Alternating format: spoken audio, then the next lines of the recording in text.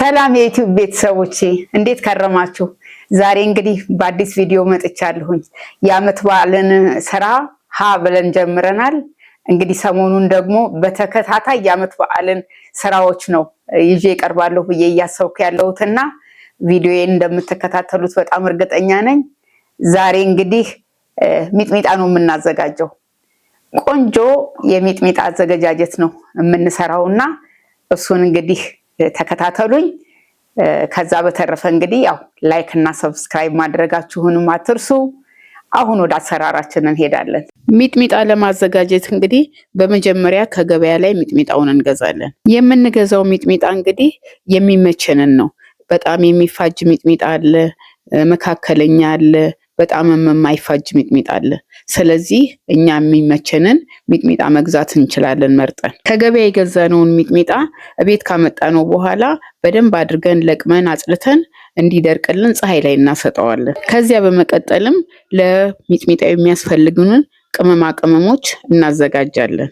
እኔ ያዘጋጀሁት ሚጥሚጣ ሩብ ኪሎ ያህል ነው። ለሩብ ኪሎ ሚጥሚጣ ሩብ ኪሎ ጨው ያስፈልጋል። 1 ኪሎ ሚጥሚጣ የምትፈጩ ከሆነ 1 ኪሎ ጨው ያስፈልጋችኋል ማለት ነው። ተመኑን በዚህ መተመን ትችላላችሁ። ካልፈለጋችሁ ግን ጨውን መቀነስም ትችላላችሁ። ከዚያ በመቀጠልም ኮረሪማ ነው የጨመርኩት። ኮረሪማ የተፈለፈለውን ወደ 100 ግራም ያህል ነው የጨመርኩት። በእርግጥ በአሁኑ ጊዜ ቅመማ ቅመሞች በጣም ተወደዋል። መቀነስም ካለባችሁ ከሱ ላይ መቀነስ አድርጋችሁ መጨመር ትችላላችሁ። ከዚያ በመቀጠልም ኮሰረት ነው የጨመርኩበት። እንግዲህ ለሚጥሚጣው ይበቃል ብዬ ያሰብኩትን በእጄ ቆንጠር አድርጌ ነው የጨመርኩት። ኮሰረት እንግዲህ ሚጥሚጣችንን በጣም ከሚያጣፍጡልን የቅጠላ ቅጠል ቅመሞች ውስጥ አንዱ ነው። ስለዚህ እሱን ሚስ ማድረግ የለባችሁም። ከዚያ በመቀጠልም ጦስኝ ነው የጨመርኩት። ጦስኙንም እንደዛው መጠን አድርጌ በእጄ ነው ቆንጠር አድርጌ የጨመርኩት። ከዚያ በመቀጠል ሮዝመሪን ነው የጨመርኩት። በእርግጥ ሮዝመሪን ብዙ ሰዎች አይጠቀሙትም።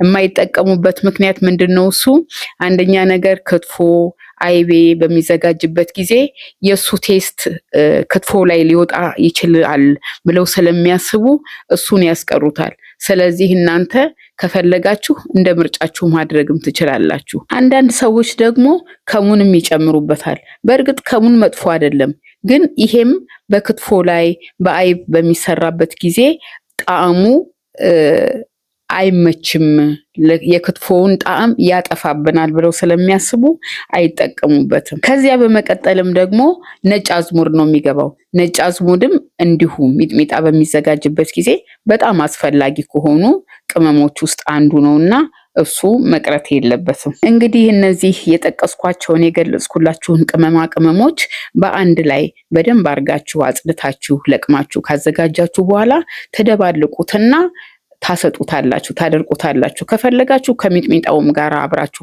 ማድረግ ትችላላችሁ። አለበለዚያም ደግሞ ለብቻው አድርቃችሁ ከሚጥሚጣው ጋር ትደባልቁትና ለመፍጨት ታዘጋጁታላችሁ ማለት ነው። እንደምታዩት እንግዲህ ሚጥሚጣው ደርቆልኛል። ከቅመማ ቅመሙ ጋር አንድ ላይ ደባልቄ በመፍጫ ፈጨዋለሁኝ። መፍጫ ከሌላችሁ ደግሞ በሙቀጫ በደንብ ላም እስከሚልላችሁ ድረስ እየወቀጣችሁ እየነፋችሁ ያልደቀቀውን ደግሞ መልሳችሁ እየወቀጣችሁ በዚያ መልኩ በደንብ አድርጋችሁ ላም እስከሚል ድረስ ትወቅጡታላችሁ ማለት ነው። እንደምታዩት እንግዲህ በማሽን በደንብ አድርጌ ድቅቅ አድርጌ ፈጭቸዋለሁኝ። ከዚያ በኋላ ነፋና ጠርሙስ ውስጥ ክዳን ባለው ዕቃ ውስጥ ከተዋለሁ ማለት ነው። በአጋጣሚ እንጀራ ጋግሬ ነበር፣ ትኩስ እንጀራ ነበረኝ። ስለዚህ እዛ ላይ ነስነስ አድርጌ ሚጥሚጣውን ቀመስኩት። ከለሩ በጣም ያምራል፣ ጣዕሙም በጣም ቆንጆ ነው። ስለዚህ እናንተም እንግዲህ ስሩና ሞክሩት። ሚጥሚጣ እንግዲህ በተለያዩ አካባቢዎች በተለያዩ ቅመማ ቅመሞች ይዘጋጃሉ። እኔ እንግዲህ የማውቀውን ለእናንተ አሳይቻችኋለሁ።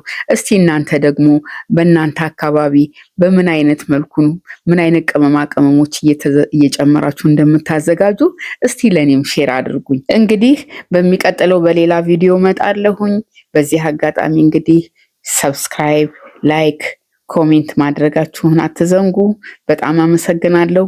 ሰላም ሰንብቱልኝ።